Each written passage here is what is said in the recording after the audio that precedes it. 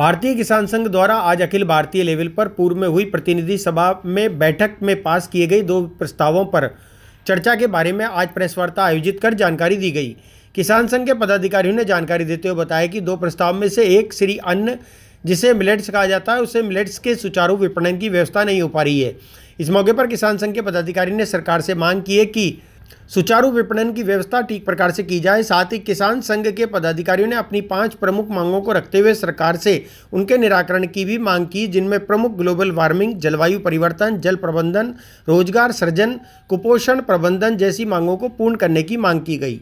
आज भारतीय किसान संघ की अखिल भारतीय लेवल पर जो अजमेर में बैठक हुई थी, प्रतिनिधि सभा, उस प्रतिनिधि सभा में 2 प्रस्ताव पास किए थे। उसमें संपूर्ण भारतवर्ष के 800 से ज़्यादा पदाधिकारी प्रत्येक जिले से हिंदुस्तान के आए थे। उस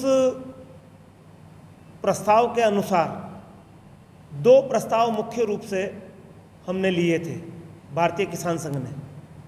उनमें एक तो है श्री अन्न, जिसे मिलेट्स बोलते हैं।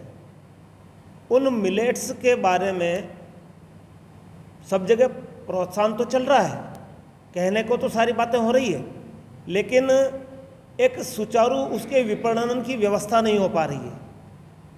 जब तक विपणन की व्यवस्था नहीं हो जाती है, तब तक किसान अगर पैदा भी कर देता है तो उपभोक्ता के पास वो पहुंच नहीं पाता है। और मिलेट्स के बारे में ये कहा जाता है कि जो जलवायु परिवर्तन है, कुपोषण है, संपूर्ण रूप से जो मिलने चाहिए मिनरल्स वगैरह हैं, ये सारे के सारे मिलेट्स में मिलते हैं, श्री अन्न में मिलते हैं। इसमें रागी है, बाजरा है, ज्वार है, मक्का है, ये जो मोटे अनाज के रूप में जो जाने जाते हैं, इनके विपणन की समुचित व्यवस्था नहीं है। तो हम सरकार से मांग करते हैं कि इस श्री अन्न की विपणन की व्यवस्था ठीक से करें। रासायनिक खाद, कीटनाशक या अन्य जो आवश्यकताएं दूसरे अन्न को पैदा करने में होती है, इस मोटे अनाज को पैदा करने में इनकी आवश्यकताएं नहीं होती है। तो जब मोटे अनाज को पैदा करने में नहीं होती है तो ऑर्गेनिक रूप से ये पैदा होने में ज़्यादा सक्षम है। और जब ऑर्गेनिक चीज़ किसी को भी मिलेगी तो उसके रासायनिक उत्पाद के प्रभाव से जो बीमारियां होती है, जो शरीर की प्रतिरोधक क्षमता घटती है और जो खर्चा अधिक होता है किसान का, वो सारे खत्म हो जाते हैं। और मिलेट्स के उपयोग करने के कारण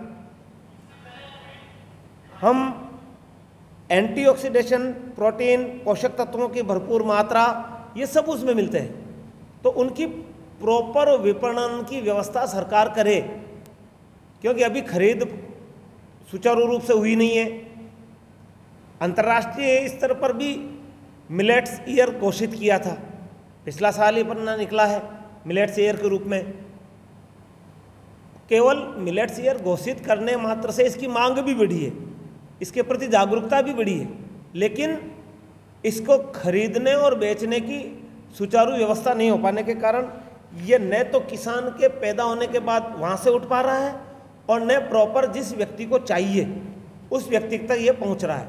इसलिए हम सरकार से मांग करते हैं कि हमारी जो प्रमुख 5 समस्याएं हैं, जैसे ग्लोबल वार्मिंग है, जलवायु परिवर्तन है, जल प्रबंधन है, रोजगार सृजन है, कुपोषण का प्रबंधन है, ये सभी की समस्याओं से केवल एक श्री अन्न की अगर विपणन की और सप्लाई की पीडीएस में व्यवस्था ठीक से हो जाए तो इनसे सरकार को बहुत बड़ी राहत मिलेगी।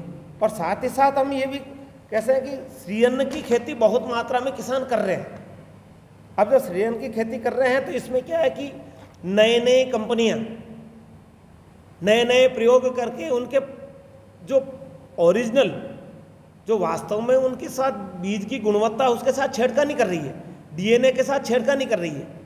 तो हम चाहते हैं कि इनकी परंपरागत जो बीज संरक्षण की और संवहन की व्यवस्था है, उस व्यवस्था के अनुसार ही चलें।